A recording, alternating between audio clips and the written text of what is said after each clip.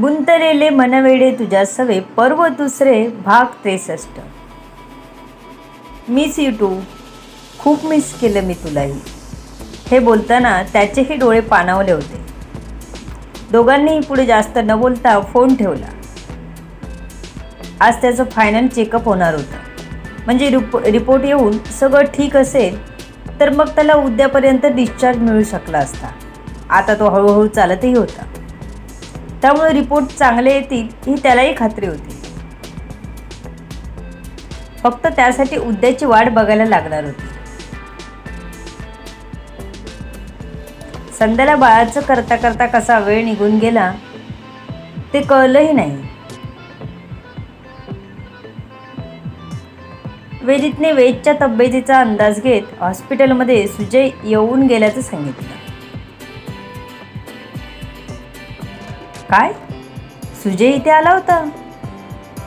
वेदला स्वतःच्या कानांवर विश्वास बसत नव्हता.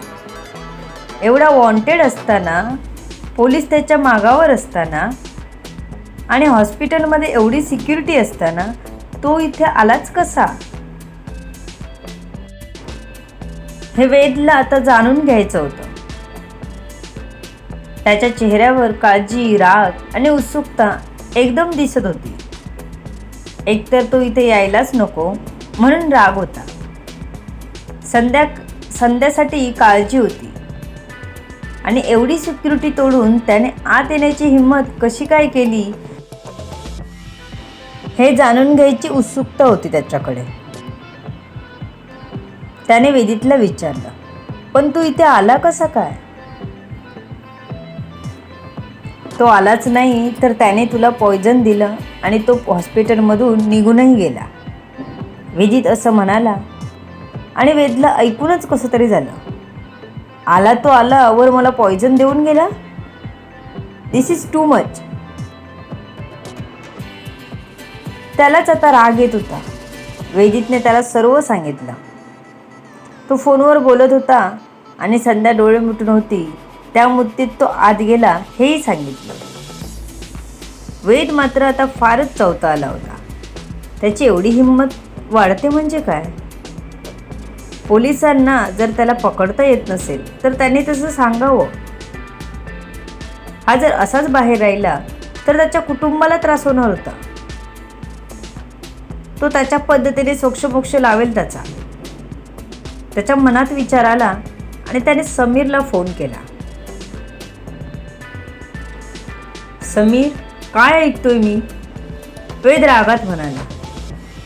काय? समीर बिचारा कन्फ्यूज होता. त्याला काय माहीत वेदने काय ऐकलं ते.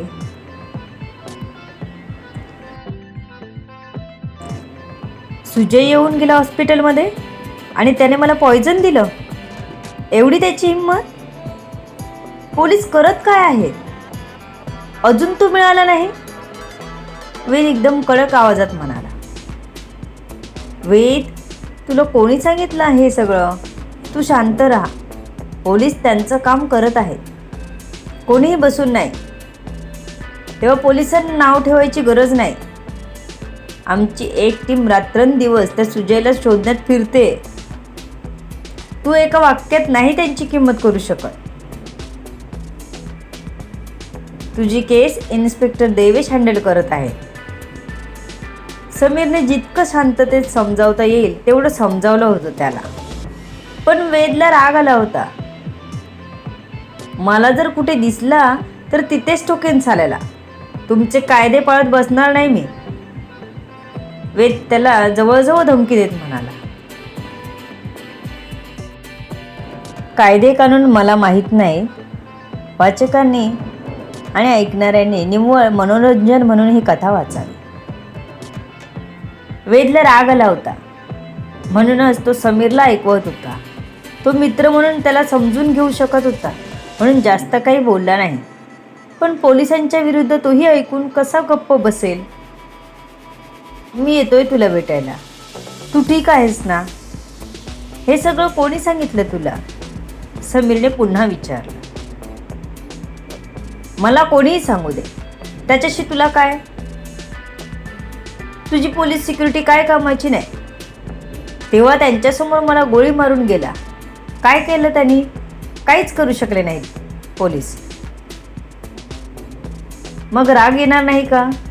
आता इथे हॉस्पिटलमध्ये पॉयझन देऊन गेला. काय केलं त्यांनी? काहीच नाही. आता काय माझ्या मरणाची वाट बघणार आहात का तुम्ही लोक? वेद आता चांगलाच भडकला होता. वेद, शांत हो. तू खूप हायपर झाला आहेस. प्लीज तू माझ्यासाठी शांत राहा, समीर त्याला समजावत म्हणाला. पण तुझ्यासाठी शांत का राहू मी? तुझ्यावर विश्वास ठेवून मी पोलीस संरक्षण मागवलं. काय उपयोग झाला त्याचा? वेदने खडा सवाल समीरलाच विचारला होता. वेद, तू संशय घेतोस का माझ्यावर? समीरही राग आला होता. मित्र म्हणून अजूनपर्यंत त्याच्याशी चांगल्या शब्दात समजावत होता, पण वेद तर आता जास्तच बोलत होता. मागून ऐकणाऱ्या वेदितने वेदच्या हातून फोन घेतला. समीर, वेदित बोलतोय. तू इथे भेटायला ये. तिथून काय बोलतोस? वेदितने विचारलं. अरे पण वेद असं बोलणार असेल तर मलाही राग येणार ना. मी तिथे येऊन वाद घालत बसू का त्याच्याशी? समीर वेदितला म्हणाला. काही नाही, तू ये, मी त्याला समजावतो. असं म्हणून वेदितने फोन ठेवला. वेद, काय आहे? वेदितने त्याच्याकडे बघितलं. काय म्हणजे? बरोबर बोललो मी. कारण जर सिक्युरिटी घेऊन पण गोळ्या मारून जात असेल कोणी, तर सिक्युरिटीचा काय उपयोग आहे? वेद म्हणाला. वेद, वेळ यायची असेल तर कोणावर सांगून येत नाही, पण पोलीस इथे असल्यामुळे तुला लवकरात लवकर हॉस्पिटलमध्ये पोचता आलं आणि उपचारही झालेत लगेच. तुझ्यासाठी समीर काम सोडून धावला आहे. तेव्हा त्याला सॉरी बोल. त्याला तू असं बोलणं अपेक्षित नाही. मित्र आहे म्हणून काही बोलला नाही तो. वेदितने त्याला समजावलं. त्याच्याही आता लक्षात येत होतं, रागाबरोबर आपण समीरला दुखावलं होतं. पण काय, आला होता त्याला राग. त्याला काय करणार? सॉरी म्हणेल की नाही माहीत नाही, पण आल्यावर थँक्यू म्हणेल. वेद म्हणाला. का? सॉरी म्हणायला काय होतं? वेदितने त्याच्याकडे बघत विचारलं. मी कोणाला सॉरी बोलत नाही, वेद म्हणाला. वेद, हा ॲटिट्यूड बाहेर ठेवायचा आणि आपल्या गरजेला कोण कोण उपयोगी पडले त्यांना नेहमी थँक्स आणि सॉरी बोलायचं, जर आपण दुखावलं असेल त्यांना तर. वेदित त्याला पुन्हा समजावत म्हणाला. वेदला लक्षात आलं आपलं बरंच चुकलंय काहीतरी, नाहीतर वेदित त्याला अजूनपर्यंत असं कधीच बोलला नव्हता. पण त्याला तरी काय राग आला एवढा, हा त्यालाच कळत नव्हतं. समीर त्याच्यासाठी खूप करतो हे माहीत असूनही आपण त्याला दुखवलं, हे गिल्ट आलं त्याला. पण बोलून झाला होता, आता सॉरी तर बोलावंच लागेल. हे असं बिनविचार करता मी कधीच काही करत नाही, पण अचानक मला हायपर व्हायला झालं. हा औषधांचा इफेक्ट असेल का? असू शकतो. केमिकल लोचा झाला रे, तो स्वतःशीच म्हणाला. आणि आपल्या वागण्यावर स्वतःवरच वैतागला. समीर थोड्या वेळाने त्याला भेटायला आला. काय झालं होतं मगाशी फोनवर तुला? समीरने हसत विचारलं. काही नाही, वेद म्हणाला. मग असा काय एकदम हायर लेवलला का बोलत होतास? आता ठिकाणावर आहेस ना? समीरने वेदच्या डोक्याला हात लावून विचारलं. ह्यावर वेद हसला.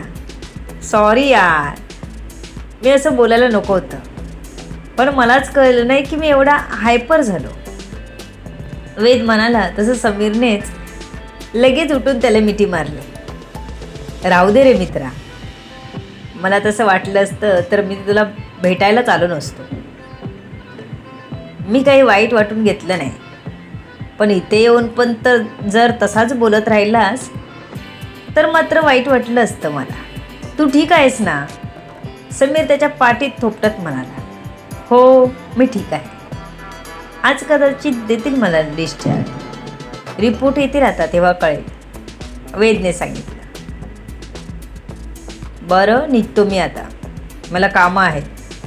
पण तू अचानक असं काहीतरी बोलायला लागलास, म्हटलं जाऊन भेटूनच येऊ. चल, निघतो मी, समीर म्हणाला आणि निघूनही गेला. खास वेदलाच भेटायला आला होता तो दोस्त जो होता. समीर येऊन गेल्यानंतर वेदच्या कामावरचेही मित्र येऊन भेटून गेले होते. याआधी तरी त्यांना कोणी सांगितलं नव्हतं, पण जसं त्यांना समजलं तसं लगेच येऊन सर्व भेटून गेले होते. वेद स्वतःही आता बऱ्यापैकी रिकवर झाला होता. त्याला तर पूर्वीपेक्षा खूप जास्त चांगलं वाटत होतं. आता संध्याकाळी टळली होती तरी अजून रिपोर्ट आल्याचं काही कळलं नाही. आत्ता कदाचित उद्याच सोडतील डॉक्टर आपल्याला, असं म्हणून तो बेडवर बसला. बघितलं तर त्याच्या बाजूलाच बेडवर बसून मागे टेकून वेदी तिथेच झोपला होता. आता त्याला रिलॅक्स वाटलं होतं, त्यामुळे त्याला बसल्या जागी झोप लागली होती. वेदने जास्त हालचाल न करता अलगद त्याच्या बाजूला बसला. सुलभाला घरी जायला सांगून संध्याने छकुलीला त्यांच्यासोबत घरी पाठवलं. आता रात्रीला झोपायला येताना सर्वांसाठी जेवण, संध्याचे कपडे आणि बाळाचे कपडे असं घेऊन येणार होता त्या. छकुली जायलाच तयार नव्हती. सुलभाने मग तिला कसं बसं समजावून घरी जाण्यासाठी तयार केलं. जाताना त्या वेदला भेटून जाणार होत्या. अरे, माझी छकुली मला भेटायला आली. वेदने तिला आपल्याकडे घेत विचारलं. उचलून घेऊ शकत नव्हता, काहीच वजन उचलायला मनाई केली होती डॉक्टरांनी त्याला. त्याची छकुलीशी मस्ती चालू होतीच की सुलभाने त्याला विचारलं, वेद कसं वाटतंय आता? सुलभाने काळजीने विचारलं. आता बरं आहे मी. आज रिपोर्ट येणार होते पण अजून आले नाहीत. त्याने आपली काळजी बोलून दाखवली. येतील, काळजी करू नको. त्यांनी त्याला धीर दिला आणि मग छकुलीला घेऊन वेदीच्याच घरी पोचल्या. साधना रात्रीच्या जेवणाची तयारी करतच होती की सुलभा घरी पोचली होती. आता तब्येत कशी आहे? सुलभाने वेदांकडे बघत विचारलं. मी बरा आहे. माझा नातू काय म्हणतोय? त्याने अतिउत्साहात विचारलं. काय करणार? टुकूर टुकूर बघतोय. त्याने त्याच मिश्किल अंदाजात उत्तर दिलं तसे तेही इमॅजिन करत हसले. छकुली जाऊन लगेच आजोबांना चिपकली. तिला प्रेमाने उचलून घेत तेही खुश झाले. सुलभाने घरी आल्यावर आंघोळ केली, हॉस्पिटलमधले कपडे धुतले, फ्रेश होऊन किचनमध्ये साधनाच्या मदतीला पोहोचली. साधनालाही बरं वाटलं. संध्याचं जेवण वेगळं, एवढ्या माणसांचं जेवण, तेवढेच कपडे, तेवढीच भांडी, तिलाही भारी जात होतं सगळं. पण ती हसत कोणाकडे तक्रार न करता करत होती सगळं. सुलभा आली मदतीला म्हणून साधनाला बरं वाटलं. लवकर सर्व करून सुलभा सर्वांचं जेवण घेऊन हॉस्पिटलला सर्व तयारीनिशी पोहोचली. बाळाने काही त्रास तर नाही दिला ना?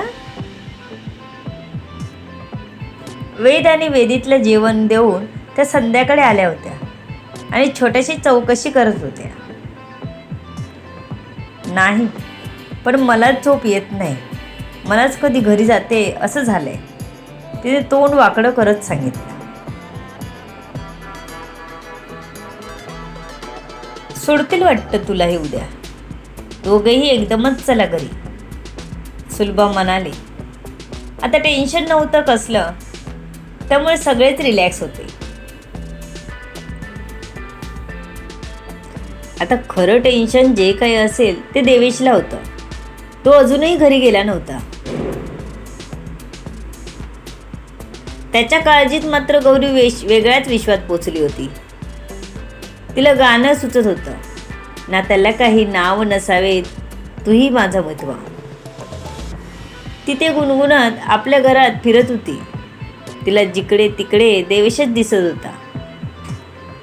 तिच्याही नकळत ती त्याच्याच विचारात हरवत होती. त्याच्याकडे तिच्या प्रेमाचा लवलेशही नव्हता आणि ती तर प्रेमात पार पडलीच नाही तर आपटली होती. पण काही झालं तरी त्याला फोन करायची हिंमत नव्हती तिच्यात. त्यामुळे अस्वस्थ होऊन फेऱ्या मारत होती. गेला असेल का घरी,